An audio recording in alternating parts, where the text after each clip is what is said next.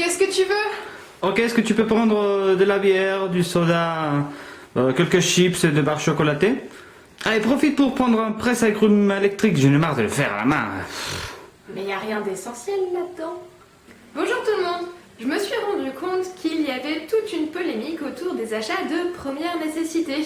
Le gouvernement n'a jamais précisé à aucun moment qu'est-ce qui était un achat de première nécessité.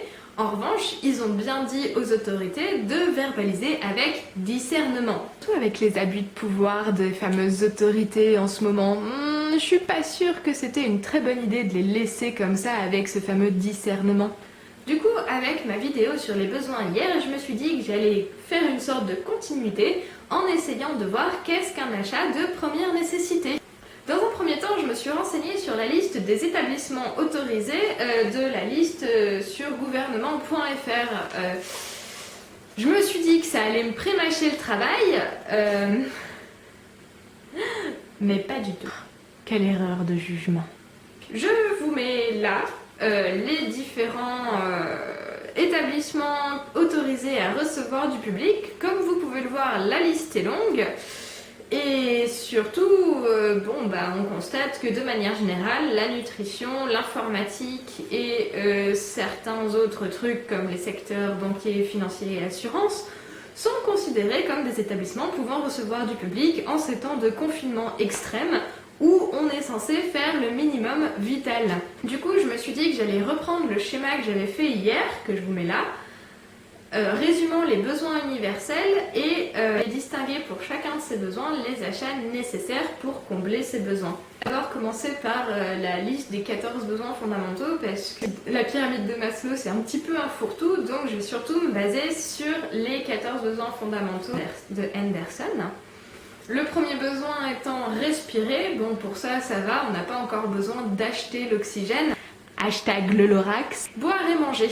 Alors, le principe de boire et de manger, c'est surtout, dans un premier lieu, de combler les besoins du corps de manière nutritive, de lui apporter les aliments nécessaires pour qu'il puisse avoir de l'énergie et fonctionner correctement.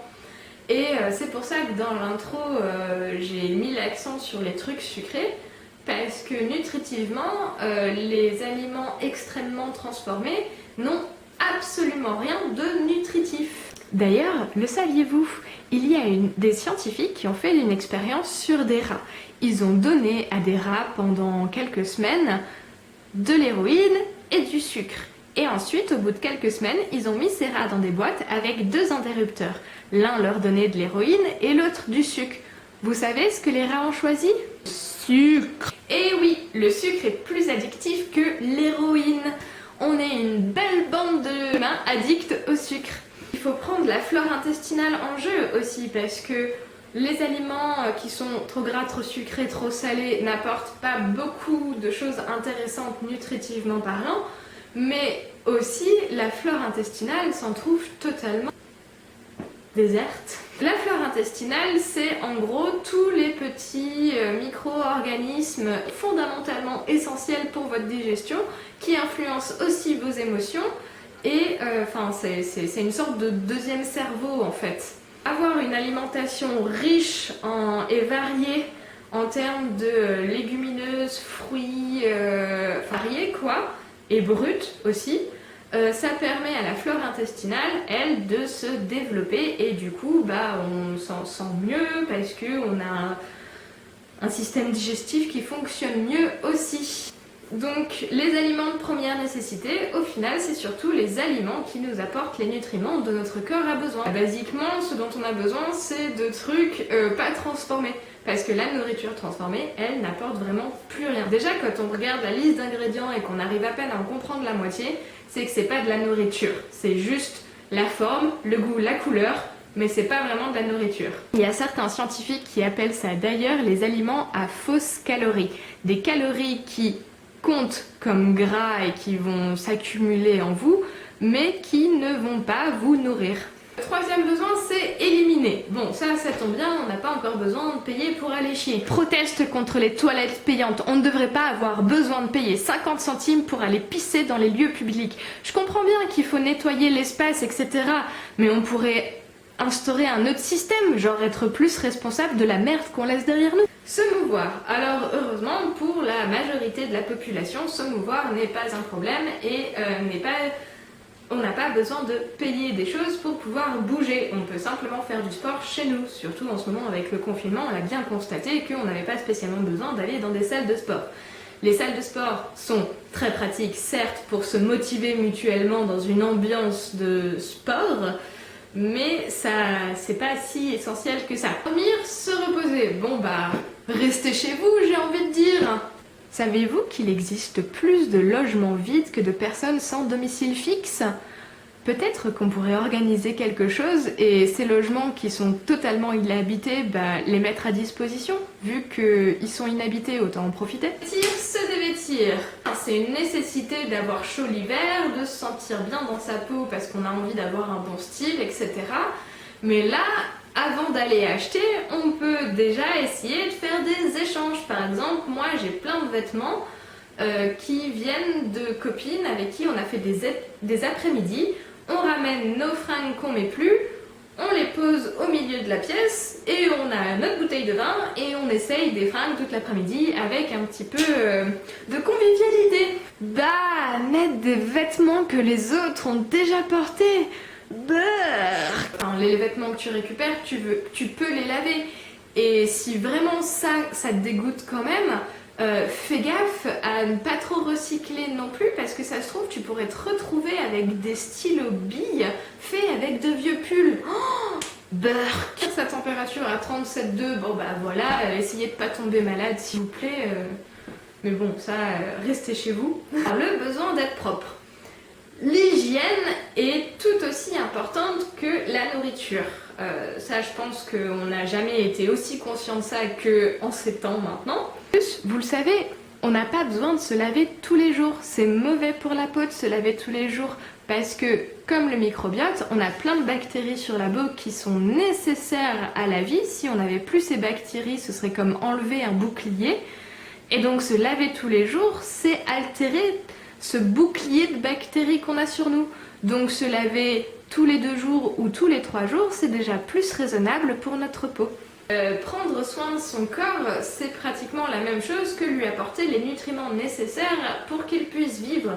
Quand on prend soin de sa peau avec des produits qui sont plus remplis de chimiques et de choses incompréhensibles, c'est pareil que les aliments. C'est pas forcément super top pour notre peau ou pour notre corps. Moi, ce que je vous propose afin de prendre soin de son corps vraiment en profondeur, c'est d'acheter plus éthique et aussi avec des compositions les plus simples possibles. Moi, pour m'hydrater, j'utilise du beurre de karité bio-équitable et derrière, même si les ingrédients n'ont pas l'air d'être écrits en français, je constate qu'il n'y en a que 3. Donc 3 ingrédients pour m'hydrater la peau, je trouve ça mieux qu'une dizaine d'ingrédients. Et même si effectivement ce beurre de karité n'a pas d'odeur, il m'hydrate. Je prends ma douche pour sentir bon et je m'hydrate pour être hydratée. Voilà, et pareil pour ma douche, j'utilise du savon de Marseille ou du savon d'Alep. Vraiment des savons bruts qui, déjà ont un impact écologique moindre vu qu'il y a moins d'emballage. Et en plus de ça, il y a beaucoup moins d'ingrédients, du coup on sait ce qu'on met sur la peau. Après, vous pouvez essayer de le fabriquer vous-même aussi, ou alors tout simplement aller dans des boutiques en vrac. Une petite parenthèse sur le maquillage. Pour moi, on ne devrait pas avoir besoin de maquillage pour se sentir belle. Nous sommes toutes belles, ou beaux.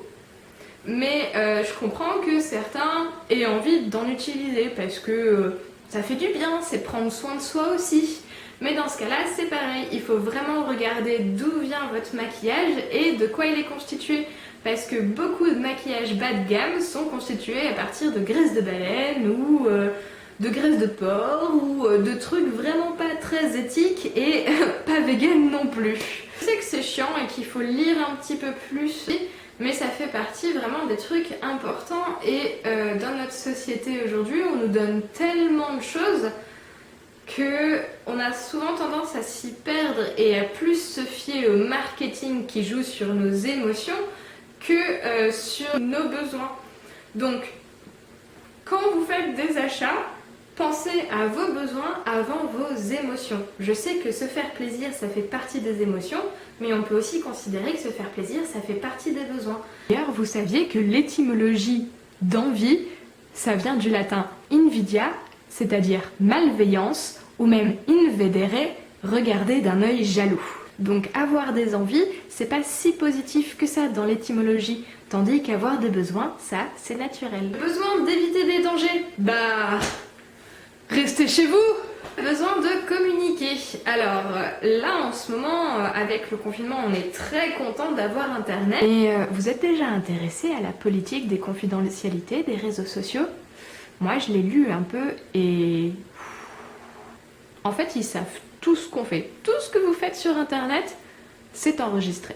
Si vous avez envie de vous détacher des réseaux sociaux et de combler vos besoins de communication en ce moment avec le confinement, vous pouvez tout simplement vous rapprocher de vos voisins, les personnes physiquement proches de vous, qui ne tentent rien à rien. Besoin d'agir selon ses croyances et ses valeurs. A-t-on vraiment besoin de consommer pour exprimer nos idées? Je pense que ça relève plus des idéaux que de la consommation. Dernier besoin, je vais les rassembler ensemble. Le besoin de s'occuper, de se récréer et d'apprendre.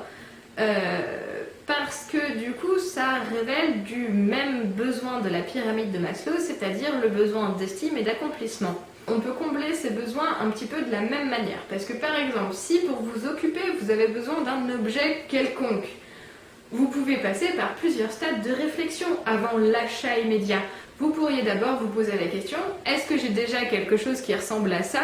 Si oui, est-ce que je peux le modifier ou le réparer pour que ça atteigne mon besoin que je veux? Que fabriquer avec ses mains, c'est beaucoup plus valorisant et ça augmente encore plus le besoin d'accomplissement.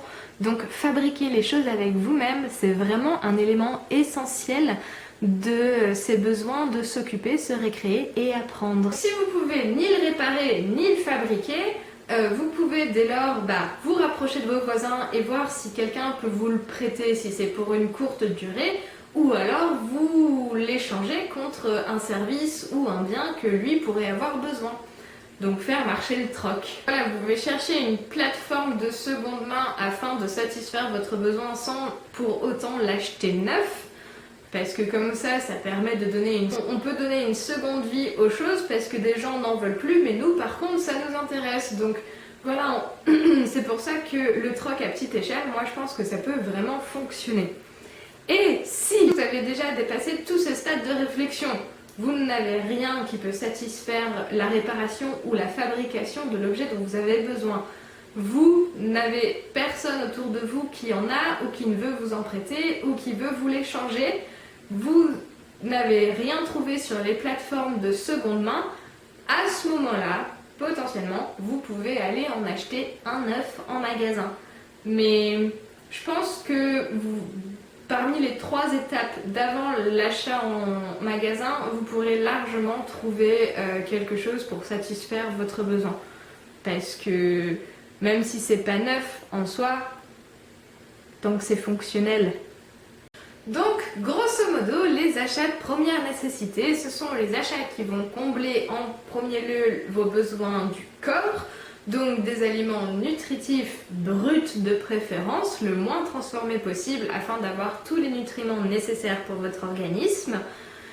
Dans un deuxième temps, ce sont les produits qui vont satisfaire votre corps au niveau de ses besoins physiologiques tels que se laver, s'hydrater, etc.